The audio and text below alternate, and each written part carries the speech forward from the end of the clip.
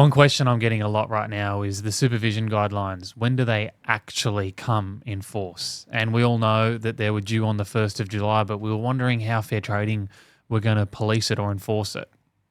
New South Wales Fair Trading actually held a webinar last week on this with John Minns, the Property Services and the Strata Commissioner, as well as David Byrne, who is the Director of Compliance. And here's what they had to say.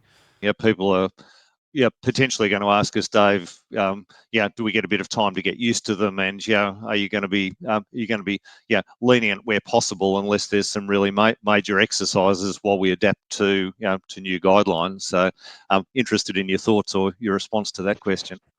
It's a case by case. We don't want to walk into to an agency and just see that there's complete disregard for the requirements, because that would be a bit of a question mark raised as to the supervision and the adherence to that. We don't want to go and walk into an agency where someone's been operating well for 25 or 30 years and then walk away after we've issued $15,000 worth of tickets. That's not good regulation. So I think it's a case by case.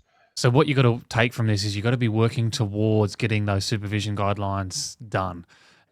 Certainly if you're building them yourself, you'd want to be well underway. If you've bought a template copy, hopefully you're personalising them yourself.